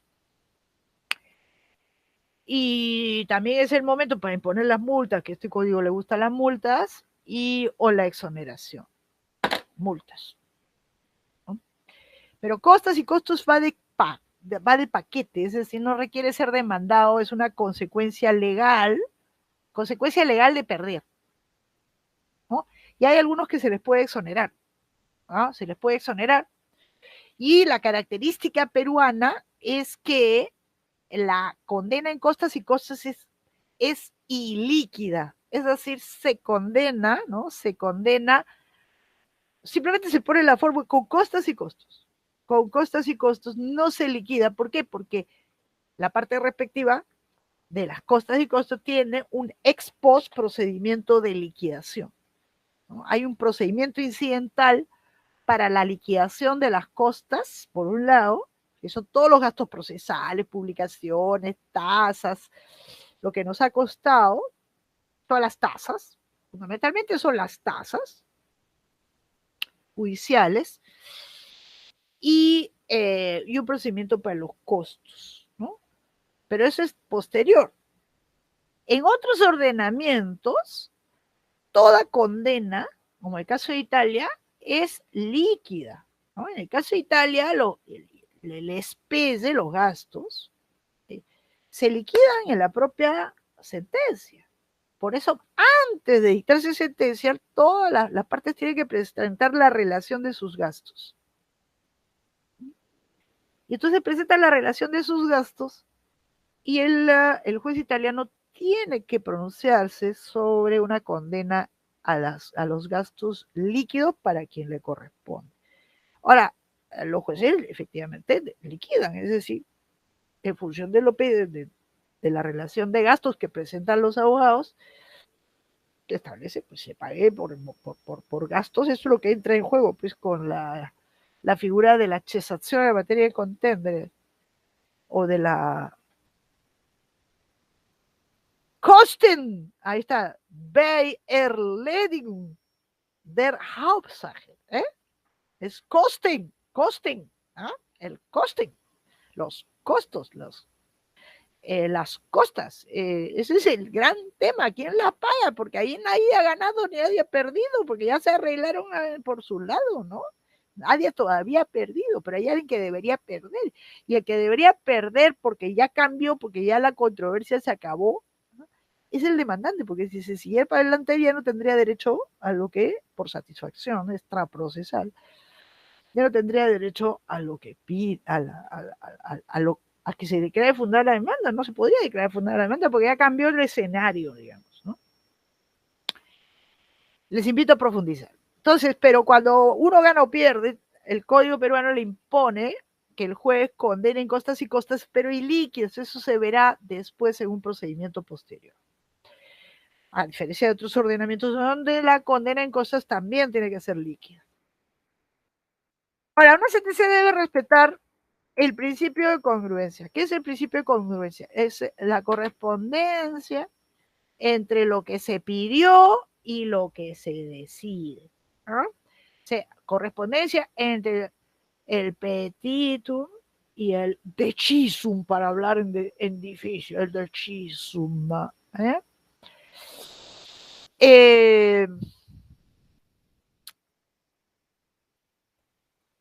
Cuando esto no ocurre, se producen todos los supuestos de incongruencia que vamos a ver, pero la incongruencia también abarca, no es solamente en la parte, digamos, petición, ¿no?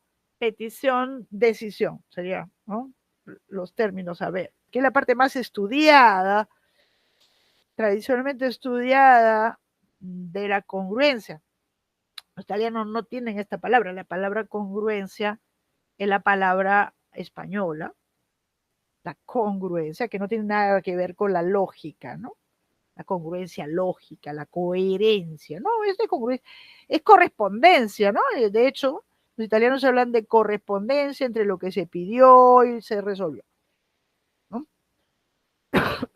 Sino que también se da a nivel del otro elemento de la pretensión, que son la causa de pedir, ¿no? El por qué se pidió, la causa petendi fáctica, y los hechos en base a los cuales se decidió. O sea, el juez no puede usar, recuerden ustedes, hechos que están navegando por ahí, ¿no? Que él los conoce fuera del proceso.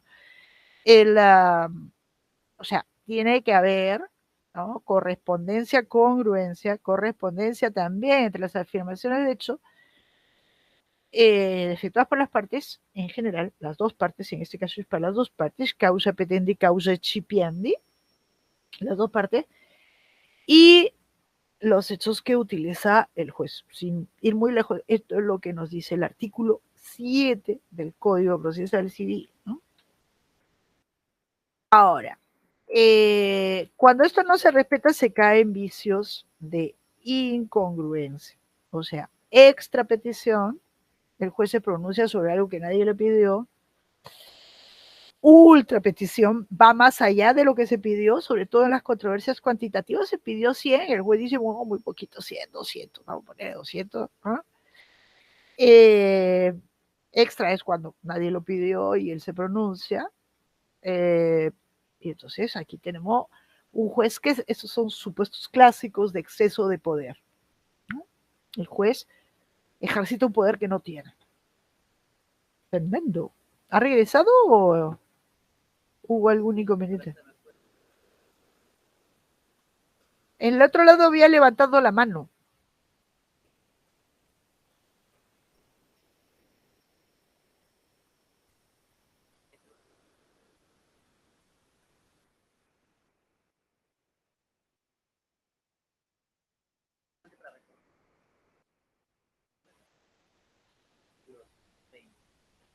Ah, claro.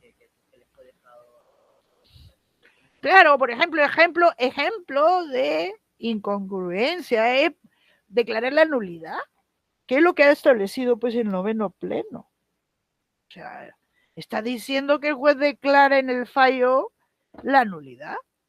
¿Pero por quién le ha pedido eso? ¿Y quién le ha pedido eso? ¿Ah?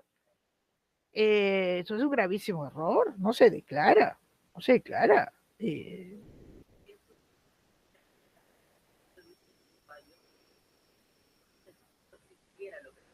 Pero no es que, ¿sobre qué debe pronunciarse el juez? Sobre la demanda, sobre lo demandado, ¿no? Entonces, si yo pretendo un otorgamiento de escritura respecto de un contrato, como es 100 sobre 100, ¿no?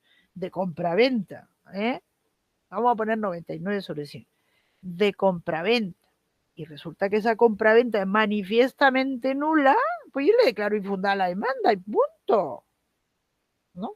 ¿Por qué le declaro infundada? Porque el acto es manifiestamente nulo. Es mi causa. Pero no tiene por qué ponerla en el fallo. ¿Tiene por qué ponerla en el fallo? Pero no le entiende, pues no entiende. Porque ya lo proclamaron así, que se declara en el fallo. Y bueno, ese es un fallo extra petita. Nadie le ha pedido eso. Nadie le ha pedido eso. Nadie. Ni siquiera cuando un demandado, que es el demandado que hace valer, que es nulo, que es anulable, que no sé cuánto, que hay dolo, que no se quiere un pronunciamiento. Quiere, esa es la función de las excepciones. ¡Pah! Bloquear. Bloquear. Por eso está mal el texto de Didiera. A ver, me está confundido.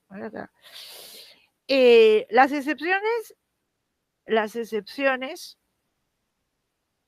constituyen obstáculos para la estimación de la demanda, para que se declare fundada la demanda, ¿no? ¿Por qué? Porque el derecho se extinguió, porque el derecho hay un impedimento para que ello ocurra, ¿no? En general son hechos obstativos, ¿no? Para declararle fundada la demanda, estamos en el territorio procesal.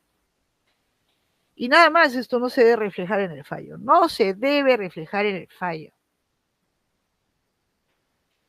Y por lo tanto sería un supuesto de incongruencia por extra petición, ese del pronunciamiento de oficio del juez, ¿no? Por más que la ley se lo autorice, lo que la ley le autoriza es a tenerlo en cuenta, no declararlo, esto es equívoco, es que la expresión del Código Civil es equívoco, pero lo mismo, por eso en ese artículo dice, lo mismo, es la misma expresión utilizada para la caducidad, y a nadie jamás se le ha ocurrido declarar la caducidad, declaro la caducidad, no declaro la caducidad, si el derecho ha caducado, ya no tengo el derecho, pues, se murió, es que lo declara, otra vez, hoy día está horrible. No me disculpe, pero yo ni cuenta me doy.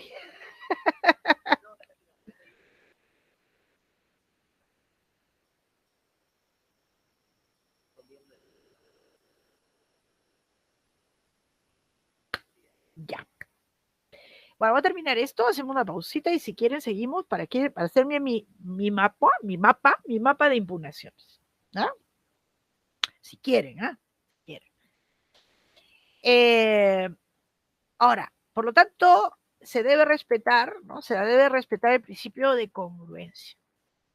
El principio de congruencia, en sentido estricto, es cuando el juez no puede pronunciarse sobre lo que no se le ha pedido, no puede pronunciarse más allá de lo pedido. No es congruencia en sentido estricto cuando el juez no se pronuncia sobre todo, que es otro tema, ¿no? Que es otro tema, eso se llama la omisión de pronunciamiento. Y como es distinto, porque mientras los casos de extra o ultra petición son vicios de la sentencia que implican excesos de poder, o sea, el juez ejercita un poder que no tiene, ¿no? Que no tiene, se va más allá del poder que le han dado las partes para decidir. En la omisión de pronunciamiento hay un no ejercicio del poder, ¿no? Es distinto, son vicios o defectos, si ustedes quieren, distintos y por lo tanto requieren una solución distinta. ¿Cuándo viene a existir una sentencia? Hasta que no nos cambien el Código Procesal Civil, la sentencia, como toda resolución judicial, viene a existir con la notificación. Es decir, ¿y esto de dónde se infiere? Artículo 406. Artículo 406. El 406 nos dice, el juez no puede alterar las resoluciones después de notificadas. ¿Qué está atrás de esto? Que recién podemos considerar que existe jurídicamente y por lo tanto despliega sus efectos, es eficaz, la sentencia cuando es notificada a las partes. Antes de la notificación puede ser alterada. ¿Y por qué puede ser alterada? Porque todavía no es resolución, ¿no? Por lo tanto, viene a existir como resolución judicial y por lo tanto desplegar los efectos que le son propios cuando es notificada a las partes. Ergo, hoy día que tenemos desde hace unos añitos que se publican todas las sentencias en los expedientes virtuales, en el sistema de búsqueda de expedientes, pues ahí están, ¿no? Publicados. Pues esa todavía no es. Eso significaría que mientras no sea notificada a las partes puede ser cambiada. Puede ser cambiada porque todavía no es, ¿no? Esto deberá ser cambiado en algún momento, pero tiene que ser cambiado. La ley todavía dice 406, sigue diciendo, después el juez no puede alterar. ¿Qué es alterar? Modificar las resoluciones en general después de notificadas. Ergo, antes de notificadas, puede alterar todo lo que quiera porque todavía no es. ¿Ah? Todavía no existe jurídicamente, podrá existir físicamente, pero no jurídicamente. Ahí me gusta hablar de inexistencia y no caer en todos estos temas, ¿no? Es una no, todavía no es una no resolución todavía.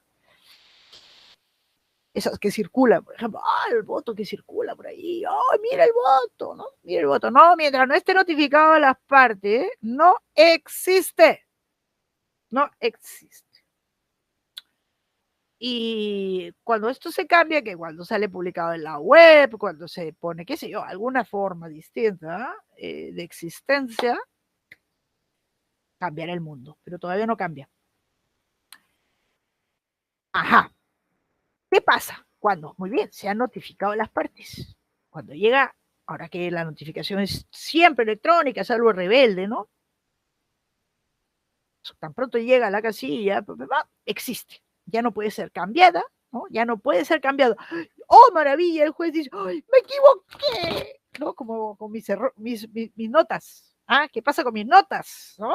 Por eso, hasta, si es que pasa, el símil es muy... Ahorita yo estoy en operación de ingreso de notas y ustedes pueden consultarlas, pero todavía no existen jurídicamente. Recién van a existir cuando ya haga clic en promedio final. Eso equivaldría a la notificación. ¿Qué pasa si yo me doy cuenta que me he equivocado antes de la notificación? No pasa nada porque todavía no existe. Pero ¿qué pasa si ya se notificó? ¿Qué pasa si ya se notificó? Pues pasa lo que nos amenazan a todos. Miren si tengan cuidado, nos dice la dirección académica. Tengan cuidado en el registro de sus notas a los profesores, porque después que se hace el clic, del clic, del promedio ya se cierra el acta, es el equivalente al cierre de actas, aunque el cierre de actas lo hace es el paso siguiente, ¿no? Pero ya uno ya no puede cambiarlo, ya no puede cambiarlo, no, ya no puede cambiarlo. Dice, solamente se podrá hacer con acta adicional, ¿ah? Con acta adicional. Tengan cuidado. Algo similar ocurre con las resoluciones judiciales en general y con la sentencia en particular, pero en realidad esto vale para un decretito, vale para un auto y vale para la sentencia. ¿Qué pasa si después de notificada la sentencia, pues no se entiende ni pío? No se entiende. Pues para esto existe la figura de la aclaración, que no todos la tienen. Por ejemplo, en Italia no existe la aclaración. No existe la aclaración. En Alemania existe la aclaración. En España recién la han introducido, creo.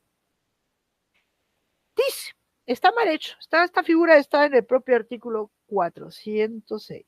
406. Dice, antes que la resolución cause ejecutoria, de oficio a pedido de parte, puede aclarar, ¿no? Antes que ¿qué significa esto causa ejecutoria? Pues esto significa antes que quede firme. Esto es un error garrafal del Código Procesal Civil, porque si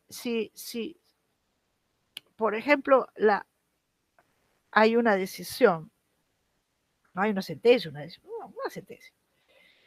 Dice, puede aclarar algún concepto oscuro, es oscuro, no entiende ni pío, nadie entiende qué cosa ha dicho, o dudoso expresado en la parte decisoria, porque por eso lo importante es lo que se decide, o en la parte considerativa, ¿ah? O que influye en ella, o sea, podría estar en la parte considerativa, pero influye en la decisión, se puede pedir la aclaración. Esto en el ámbito arbitral se le ha llamado interpretación para distanciarse del Código Procesal Civil. Fernando va y viene.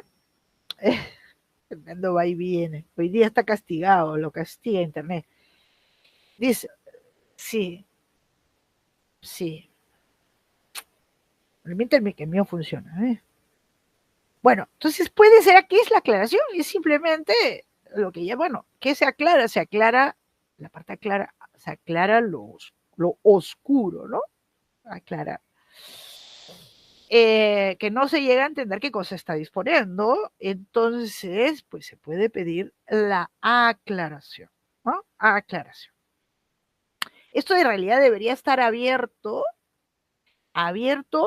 sin plazo. Así está en el ordenamiento procesal penal. Es mucho mejor. Porque algo oscuro no se vuelve mágicamente claro simplemente por el paso del tiempo, ¿no? Por el paso del tiempo. Pero tiene un medio, ¿no? Para aclarar. Y debería estar abierto siempre que se aclare. Pero no lo está. Dice, hasta que no esté firme, la parte a pedido de parte, incluso de oficio, a diferencia de lo que yo, ¿no? Su oficio puede aclarar. Pero lo que no se puede hacer a través de la aclaración es alterar el contenido sustancial de la decisión. Es decir, había declarado infundada la demanda, no la puedo cambiar a fundada. Había condenado a pagar 1 millón, no puedo decir, no, son 1 millardo. ¿No? No puede alterar el contenido sustancial de la decisión. O sea, es una explicación lo que se busca. Aclare usted, ¿no? Corregida. ¿Ah? Corrección, también puede plantear corrección.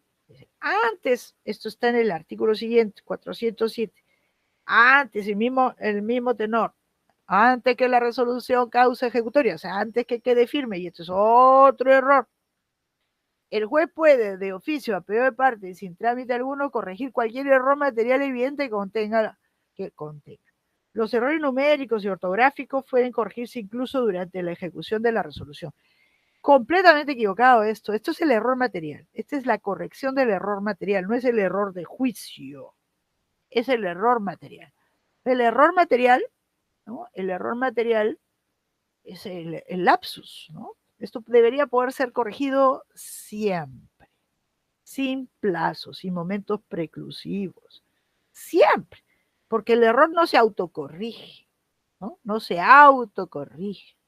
Esto para las decisiones, las resoluciones de los jueces debería estar siempre abierto, poder pedirle al órgano que aclare, que corrija, sin plazo.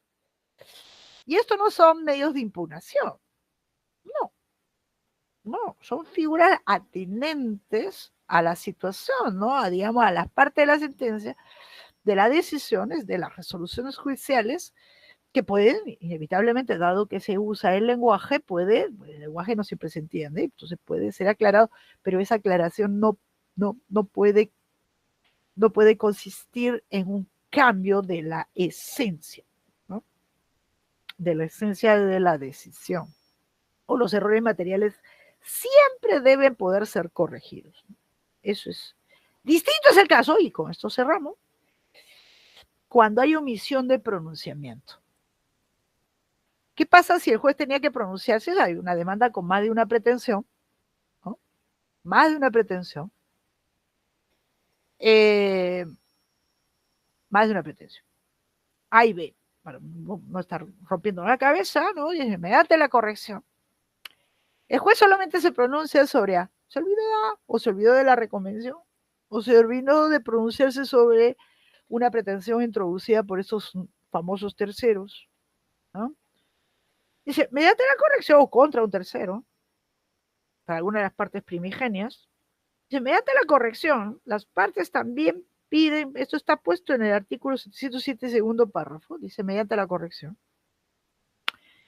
Pero es otra cosa que la corrección. La corrección significa corregir, donde hay una J, poner una I, o donde hay una ñ, poner una N, o donde hay una doble L, poner una sola L, ¿no?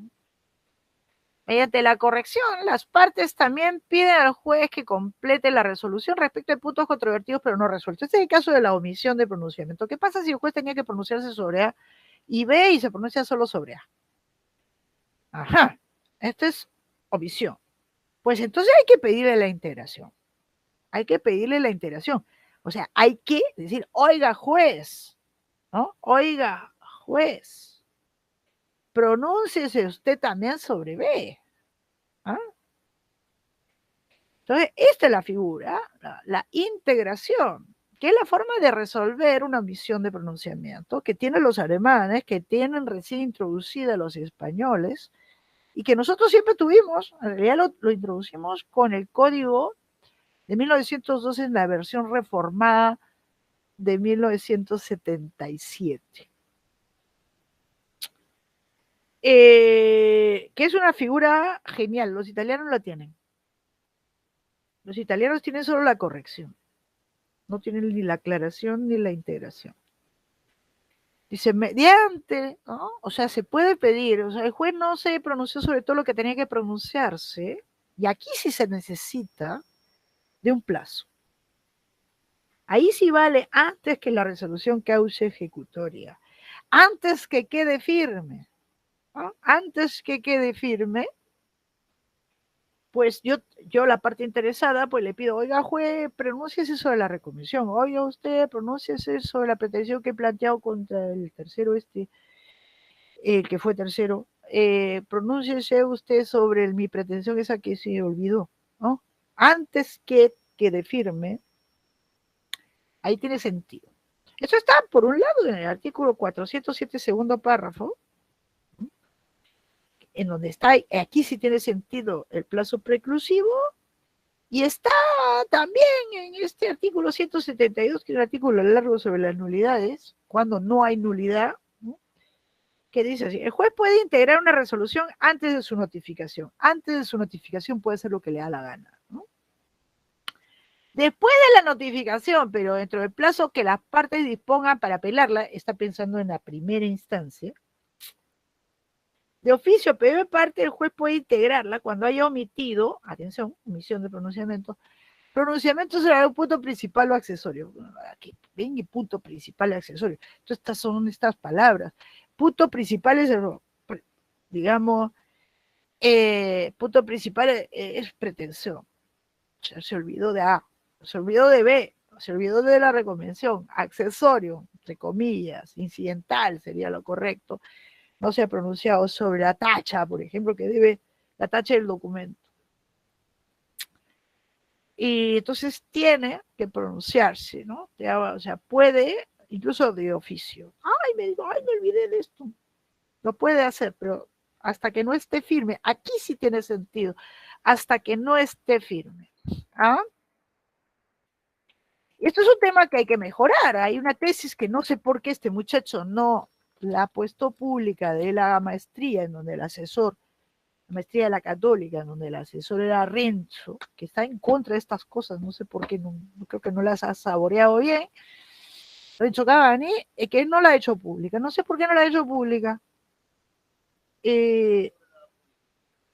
Ay, no es de personas que publican. No es de personas que publican.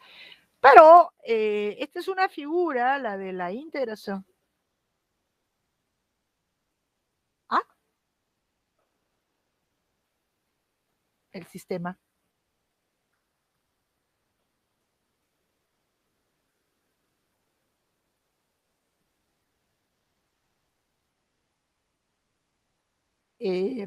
Bueno, entonces, este es un tema que les invito, yo he escrito algunas cositas sobre esto, les invito a profundizar, porque esta es una figura que hay que potenciar.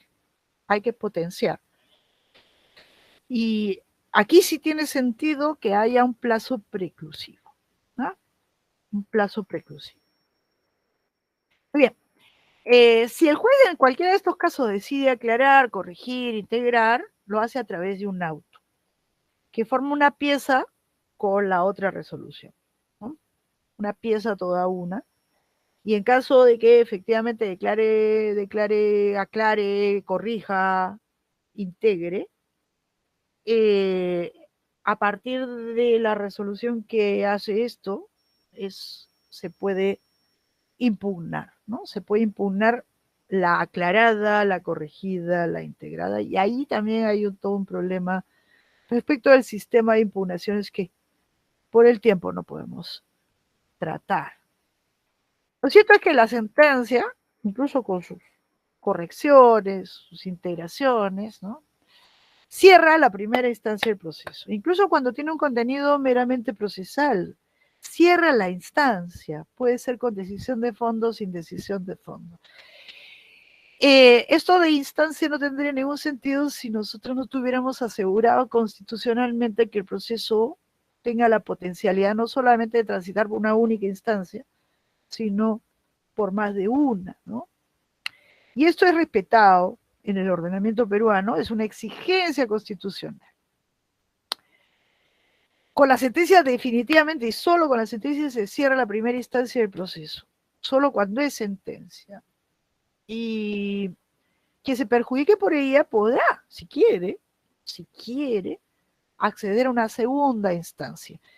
El medio previsto, el nombre del medio previsto para provocar la segunda instancia por muchas razones históricas es la apelación, ¿no? La apelación de la sentencia, que es medio indispensable y que no podría suprimirse, podría cambiarse el nombre, pero nosotros por exigencia constitucional necesitamos un medio que active o que permita a la parte perjudicada activar la segunda instancia del proceso, porque conforme al 139, inciso 6, ¿no?, todo proceso, ¿no?, tiene que poder articularse en más de una instancia. O sea, la Constitución peruana le asegura a los justiciables peruanos lo que se llama la instancia plural. ¿Y qué significa? Esto es un tema poco entendido, ahorita Leonardo, poco entendido, sobre todo por el TC, que es el que debería entenderlo muy bien. Instancia plural es renovación, ¿no? Renovación del asunto de fondo ante un segundo juez, ¿no? Un segundo, un tercero, un cuarto, cuando hay pluralidad de instancias, que es cosa del pasado. después podría verse tercera instancia, cuarta instancia, quinta instancia. ¿No? Podría ser, que eso significa pluralidad de instancias. Dígame, Leonardo. Sí, profesora, justo hablando de ese tema de la doble instancia y de que una sentencia puede ser apelable, y partiendo de la premisa de que este derecho, entiendo, sería un derecho indisponible por ser un derecho fundamental, ¿no sería en el caso del arbitraje, por perfectamente ejemplo? disponible.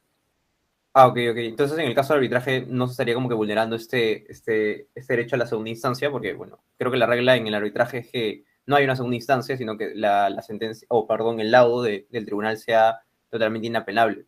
¿No habría algún tipo de conflicto ahí? No. Lo que no puede haber es ningún proceso judicial que por ley sea instancia única. Pero las partes pueden pactar, ciertamente podrían ponerse de acuerdo ya a proceso instaurado, es lo único que se necesita, proceso instaurado, que pues renuncian a la apelación. La apelación es el medio para provocar la segunda instancia. Perfectamente. Y es perfectamente disponible. Justamente el pactar un convenio arbitral está a indicarnos, ¿no? Está a indicarnos que entre las tantas cosas que se renuncia, ¿no? Se renuncia también a que el proceso, o sea, que el asunto sea resuelto por un primer juez y potencialmente por otro, ¿no? Juzgador. Es disponible, es un derecho de las partes. Lo que no puede hacer un legislador es establecer procesos a instancia única, que esta es normalmente las garantías, ¿no? Las garantías, y eso es lo que es la instancia plural constitucional, son cláusulas impuestas, digamos, al legislador. Es el legislador el que es el vinculado, es la garantía imprimis que ofrece la Constitución, es que lo que se regule a nivel de legislación ordinaria tenga que contemplar lo que la Constitución está disponiendo. Bueno, Fernando, ¿usted qué dice? ¿Nos quedamos aquí o hacemos, depende de ustedes, en realidad? Yo quisiera hacer más, pero ya son 10 para las 12. Número 1, ya la grabación hay que pararla, ¿no?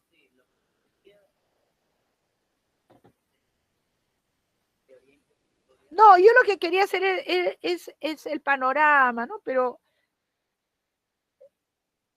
vamos a parar la grabación. Vamos un momentito a parar la grabación. ¿Cómo paro la grabación? Ya estoy. Sí, voy a tener.